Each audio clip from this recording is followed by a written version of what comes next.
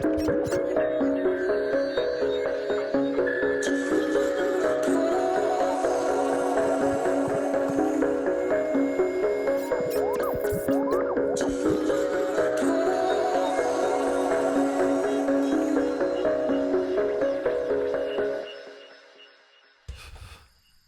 out there. This is your captain speaking, and this is a little different than usual. It's the morning. This is a morning transmission. I don't normally do morning transmissions. I'm more of a evening, late night type transmission guy, night owl type. Um, but I woke up this morning and I was like, I really want to do one. I really got to do this. I got to hold myself accountable. It's good to wake up the brain. So I don't know how I'm going to do with this. We'll just watch my brain gradually wake up. Fortunately, I do have some Zunkava here that Sadie brewed. And we're going to play a little game called Let's See When Feather's Brain Dings. If you've never heard of the game Ding, you're about to get learnt, my friends. So let me take a good hearty sip of this draught. Oh, that's nice.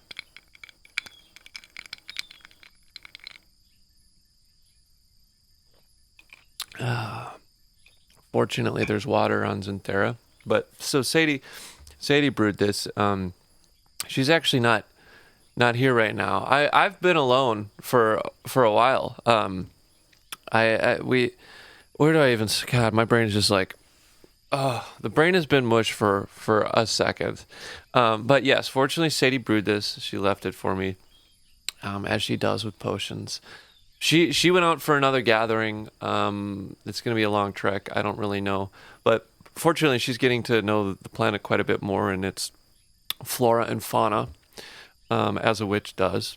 So I'm very curious to hear what she finds and what her and Alan put together with all of that. But like I said, I've been gone. No, I there we go. That's hit.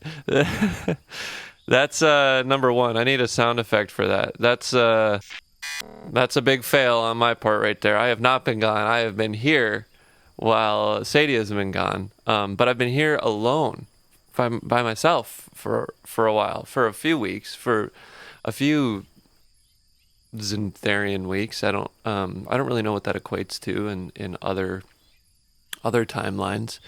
But I've had a number of guests come through the portal to visit as I've been working on this record, which has been really great.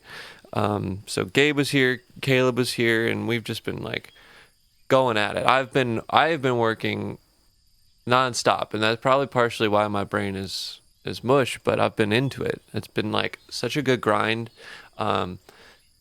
Gabe was here for a while, and man, we worked on so many songs that I'm really excited about.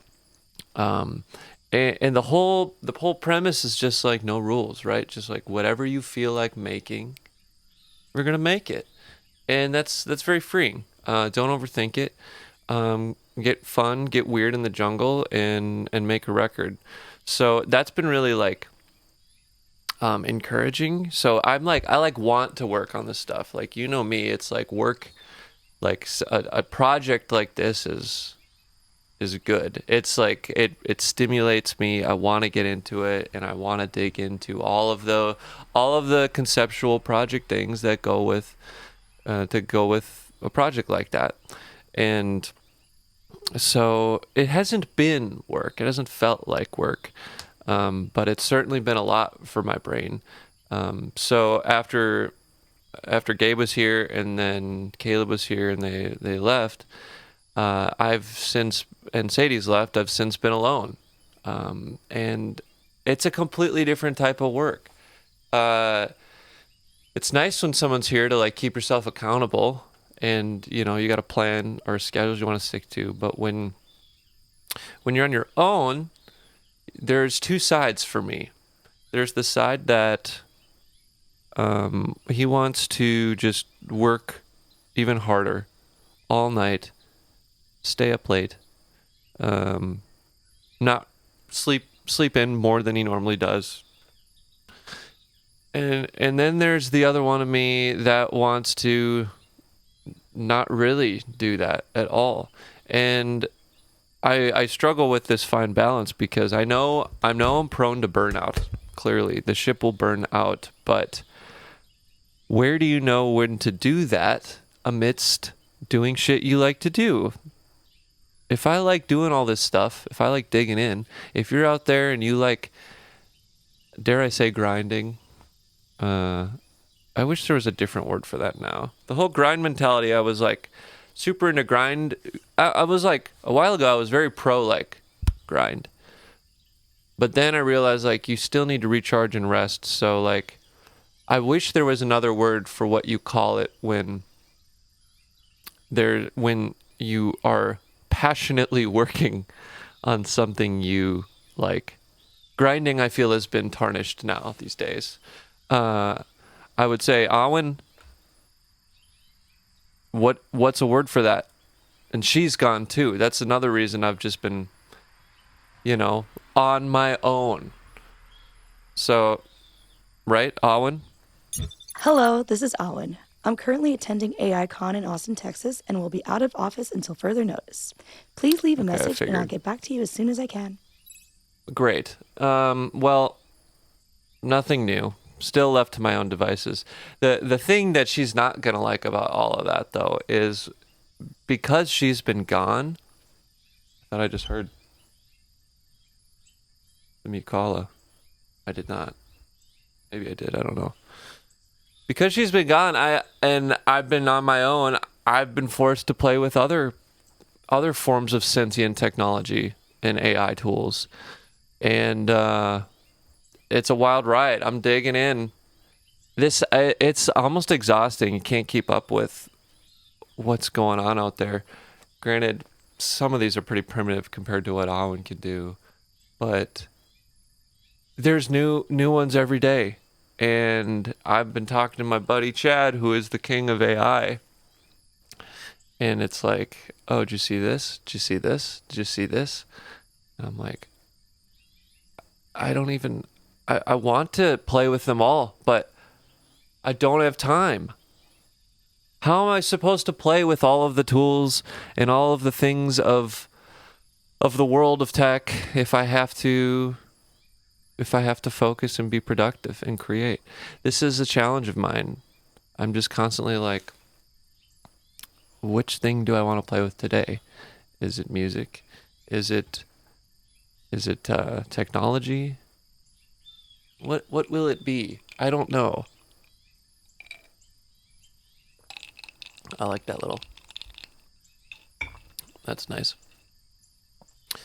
But it is good. I've talked about this before, but I do like the ability to just get a back and forth about ideas because I'm a big ideas guy. That's why I do. That's why I do this.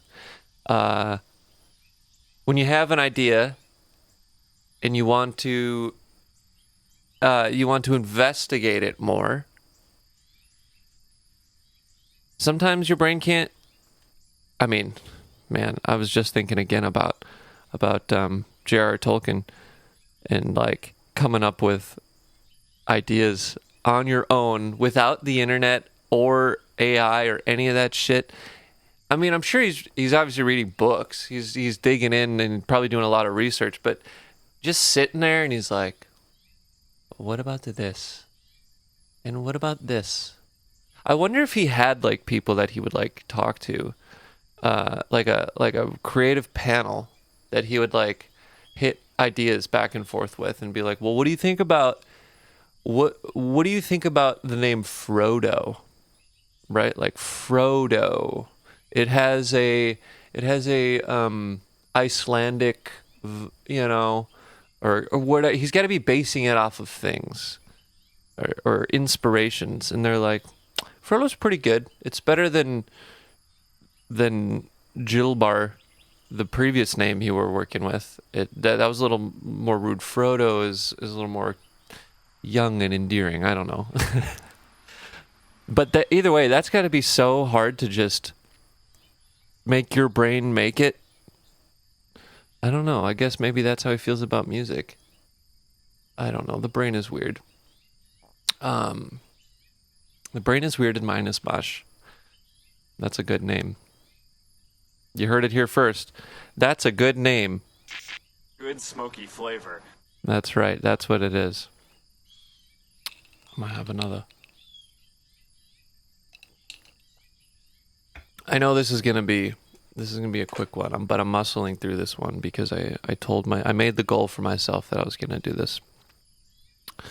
What's going on? Oh, why don't we talk about, because I have not done a freaking what have I been listening to in forever. I don't even know the last time I've done one of these. So let's get into that because it's overdue. I've been listening to a lot of different things, a lot of weird things across the board. Skrillex's new record. We all know that in this house we never stop. Sadie's been very into Skrillex. She's been painting some Skrillexy things. So his new record, I think, is sick. That's big highbrow artist shit, in my opinion. The whole thing is like, you can tell, conceptual project. He's like, what if I made a record and it was like a set and all of the songs connected and it was just one big song. That's my vibe. That's my vibe, my guy. Skrillex, you never disappoint. So if you're out there, and it's also a full, it's less on the pop side of Skrillex, but it traverses quite the range of sounds from Skrillex. From the bro step, early dubstep days to jungle to current bass, experimental to house-ish. It's all over the place. So very great, very good. Good for him. Next on the list, I've been diving back into old Illenium.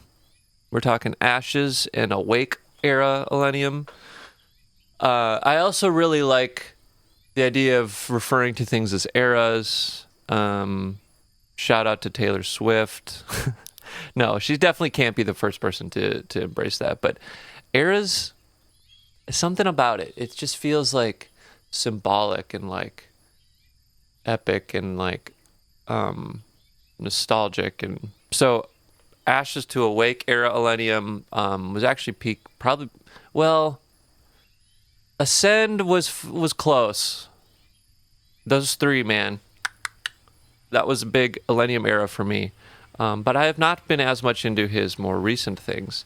So I've been like getting back into the old Illenium that got me into Illenium. So I'll say songs like Needed You or Reverie. The first song off Ashes is great. Just these like big nostalgic bangers, I guess. Really liking those. Also, Sleep Token. Talked about that. The Sleep Token thing never disappoints. The new Sleep Token record is out. And the thing about Sleep Token, aside from its conceptual stuff, is I'm sort of noticing that his voice is kind of theatrical, I think. And it's sort of given me this thought where I'm like, as someone who's trying to sing more, I think my true native voice leans theatrical. It's where I've gotten the most like training and experience in my life is stage singing like that. Musicals, choir, that whole vibe. It's not pop. I'm not really a pop singer. I don't pop sing well. My voice has this, you can just tell there's this like, to it. You can even hear it when I talk right now. I'm like, it's this range of the voice. Whereas if you're a pop singer, you have this more like, we're gonna call that's the ding, folks. If you don't know, that's the ding. That's the ding right there. That's what happens when the effects of whatever the thing is. Here it's the Zunkava. Whenever the effects hit you, you go ding. You go, I feel it. And I think I feel it because you know why? You start getting a little weird. You're getting a little loose. I'm getting a little fast and loose. And that's what happens. See, now I'm getting a little more awake. I'm getting a little more. You're like, if you muscled through if you muscled through the first, I don't know, how long has this been? If you muscled through the first 5 to 8 minutes of this, good for you. Because that's why people skip these videos. That's why my viewer retention. I don't know what the listener retention is out there. Maybe you're just a listener. Maybe that's why you didn't skip it. I think that's another challenging thing is if you're watching on a YouTube perhaps, maybe even a Spotify, but you could just listen on Spotify. You're looking for this entertaining thing visually. You might not always get it here. But if you're listening, you might be more prone to sticking around if you want that journey. So if you're out there listening, props to you, appreciate you. If you're out there viewing, props to you, appreciate you. But if you made it through the first 5 to 8 minutes of this video, props to you because it was a little bit of a struggle. I had not dinged yet, and now I feel like I'm getting going a little bit.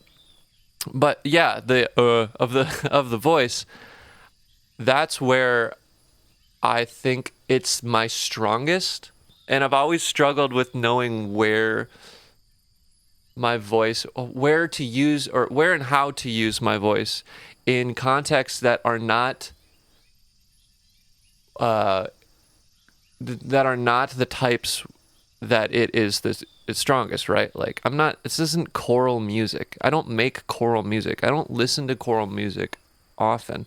I listen to more of a alt meets pop songwriting meets electronic and other indie arrangements. I don't know what you'd even call that. That's what you'd call that. So it's like, okay, where does the voice fit like that? I don't sing pop, so that's going to be kind of hard. So I try to find places here and there where I can fit it in, and it's hard. That's why features are sometimes better for a track because it's just asking for a different type of voice, much to my dismay. And Sleep Token gives me a little bit of like a hope and like maybe I could lay into some more of this, like just more theatricalness.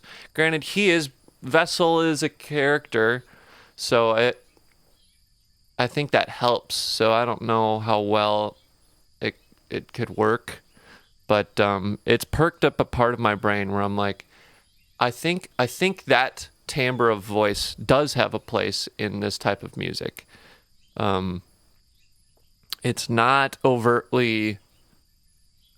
He doesn't have a voice that's like typical to like a lot of that more like rock,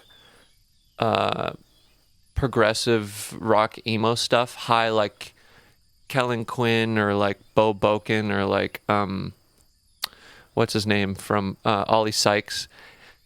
It's not like that. It's way more theatrical, deep.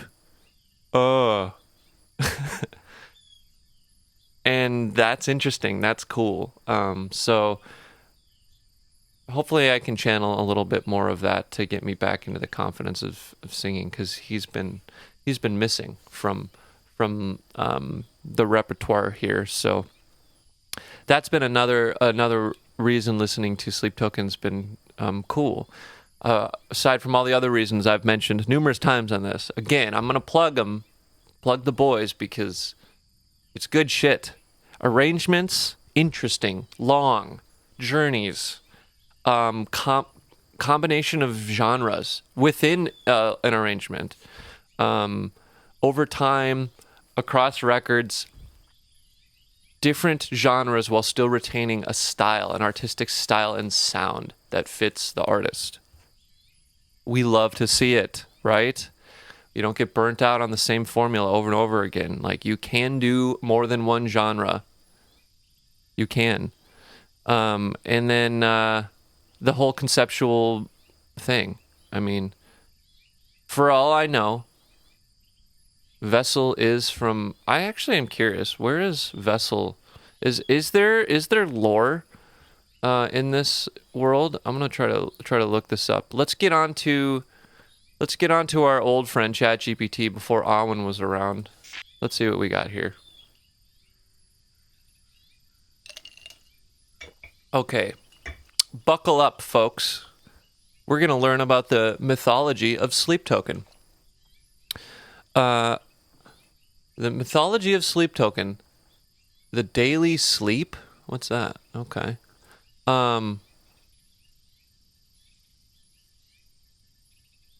According to the project's lore, Vessel was chosen by the ancient deity Sleep, a godlike, unknowable entity that communicates with him through dreams and visions. Sleep demands worship through song, and Vessel obeys by creating music. That's fucking sick. This gives the entire project a ritualistic, devotional tone, as if every album is a sacrament. Wow. Vessel, the lead, is portrayed not as a typical frontman, but as a conduit or medium for Sleep's message. Always masked and anonymous, Vessel is intentionally faceless so that the focus stays on music and emotion rather than identity. This anonymity, yeah, I said that right, amplifies the mystique. Each performance is referred to as a ritual, with fans participating almost like a religious congregation. The language around Sleep Tokens deliberately uses religious and spiritual framing, offering music as worship. God, that's fucking sick. Maybe. So the project's lore, maybe, I'm not going to say maybe, okay. We're speaking as in these things are real. Vessel, man, Sleep, a godlike, unknowable entity. So, I wonder, is Vessel from Earth? Is Vessel from another place? We gotta look into these planets. Across albums, there's a running emotional arc that blends heartbreak, existential searching, emotional vulnerability, and even psychological turmoil. Wow, sounds familiar. It often feels like Vessel's in direct conversation with Sleep, wrestling with faith, longing, and inner demons. There's also a motif of transcendence through pain. Wow. No, there's no published explicit linear story. Instead, the narrative is emergent and interpretive. That's really cool. I am super into that. I didn't know all of that. I only knew just kind of the gist of that. But fuck, that's so cool. No wonder they're popping. Because that's so fucking cool. I'm just a theater nerd, aren't I? Same with... Let's keep going on this conceptual rabbit hole. And 21 Pilots, another one with awesome lore.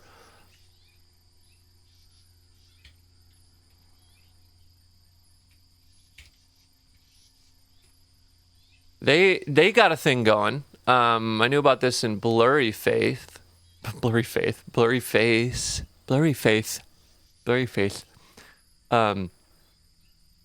So let's dig more into this. Okay. So there's core narrative ideas: the world of Dima, the Banditos, and okay, well, it's breaking this into different sections compared to the Sleep Token one, so it's not going to give me a good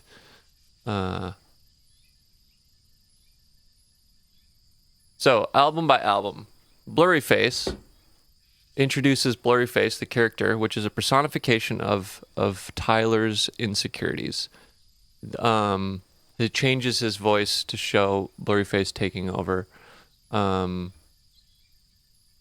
Trench, the next album, fully expands into a mythological narrative with Dima, Banditos, and Nico.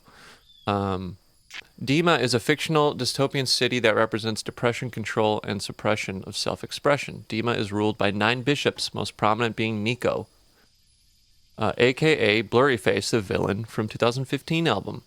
The city's language is Nico and the Niners. Its religion is vialism. Its core message is silence is safety. Its metaphor for internal battles, mental illness, societal expectations, and emotional numbness. So Dima is a prison of the mind. The bishops are intrusive thoughts. The Banditos, opposing the bishops, is a rebel group called the Banditos who wear yellow to resist Dima's red-gray color palette, which you might be familiar with from the Blurryface. Trench has the yellow branding. The Banditos help people escape Dima and rediscover their inner voice. Tyler, as a character, attempts to flee Dima and navigate the space between depression and recovery. So, if we go back here, you get Blurryface, where you meet Blurryface, the character, who you end up finding out is a bishop, Nico, who rules the city Dima. Then in Trench, you learn about Dima, the Banditos, Nico, and Escape, the character Tyler's escape. So remember that album's branded black and yellow type stuff. Then you get Scaled and Icy. This says, Scaled and Icy is short for Scaled Back and Isolated, because it was written during COVID. The concept is that Tyler's being forced to perform happy music by the bishops inside Demon, because he's confined. He's consolidated. This is COVID. So essentially, Dima is still in control. Now, what's interesting is I saw the other day that that's bright. They have a new record coming out, right? Man, they always got. I wonder what their website's like, because they always have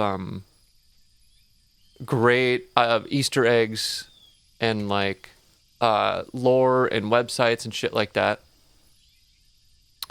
But they have a new record coming out, and what did I see him say? It said, "Our new full-length album, Breach, will be here in September. The first song, go away. The contract comes out June 12th. Hello, Clancy. Hello, Blurryface. Let's finish this." Interesting. They're coming full circle. Breach. Interesting. Let's escape. Let's get out. So they're trying to escape all of this. Their red and black branding is returned.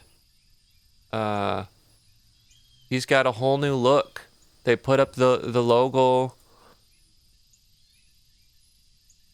I just love all this shit. Very simple website here. No place to explore lore, though. That'd be cool.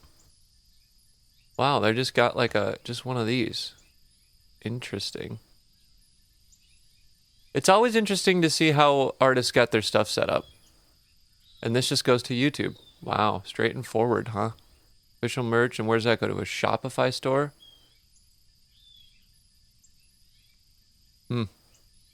It sounds like this record is very much a full coming of all of this. It's a full circle moment. He's about to escape. Poised to conclude the conceptual narrative arc that began with Blurryface, Trench, Scaled and Icy, and Clancy. The band's lore. Well, you didn't mention Clancy's narrative stuff earlier. That's unfortunate. All right, so yeah, let's jump back real quick here, because I forgot to talk about this, but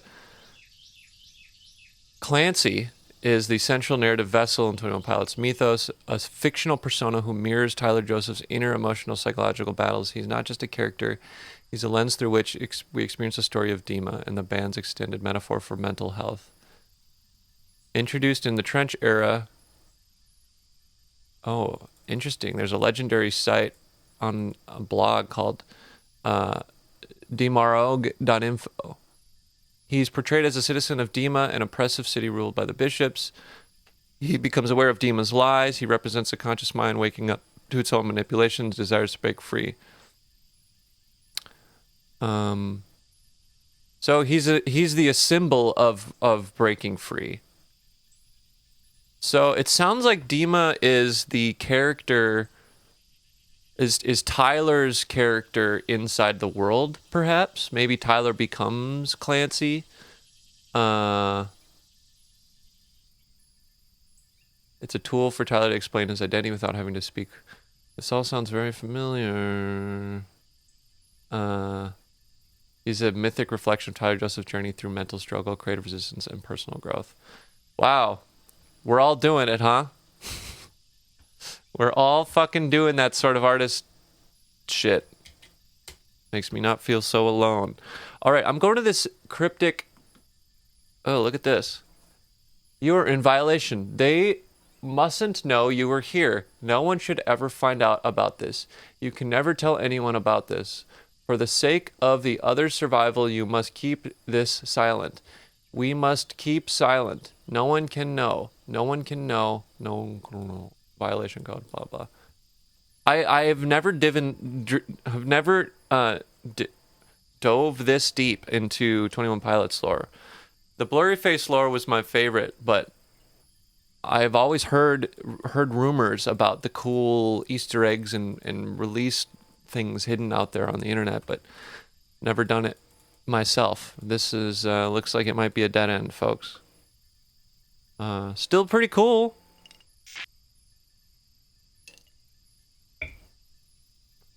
I mean, I'm gonna say that's all I got right now because I actually have to pee so bad. This this freaking drink is pungent. So thank you for letting me warm up my brain. If you're out there, keep going, keep figuring it out, and I will hear from you soon. Okay, Awen, please come back soon. I don't know where you are, but okay, bye.